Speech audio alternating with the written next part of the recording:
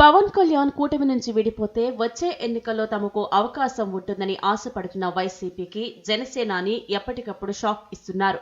పవన్ కళ్యాణ్ ఇటీవల చేస్తున్న హిందుత్వ రాజకీయం, మహారాష్ట్ర ప్రచారంలో కూడా పూర్తిగా ఆయన బీజేపీ భావజాలంతో చేసిన ప్రచారం వల్ల పవన్ దక్షిణాది మొత్తం విస్తరించడానికి ప్లాన్ చేసుకుంటున్నారని, అంతా బీజేపీ మార్గనిర్దేశంలో జరుగుతోందని కొంతమంది ప్రచారం ప్రారంభించారు. వచ్చే ఎన్నికల నాటికి కూటమి నుంచి విడిపోతారని ఆశలు పెట్టుకుంటున్నారు. ఇలాంటి వారికి పవన్ తన మాటలతోనే సమాధానమిస్తున్నారు. ముఖ్యమంత్రిగా చంద్రబాబు పనితీరు ప్రతి ఒక్కరిని అబ్బురపరుస్తుంది. అందులో సందేహం ఉండదు.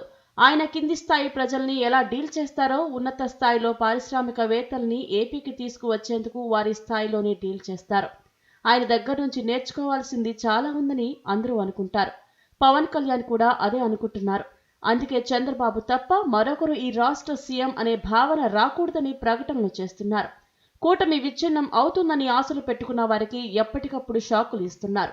నిజానికి కూటమిలో పవన్ కళ్యాణ్ చిచ్చు పెట్టారని అనుకున్నారు. కానీ వైసీపీని నిండా ముంచడానికి వేసిన అసలైన ఎత్తుగడ అని అర్థమయ్యేసరికి ఇంత సులువుగా ట్రాప్లో ఎలా పడిపోయామని వైసీపీ నేతలు కూడా కింద మీద పడుతున్నారు.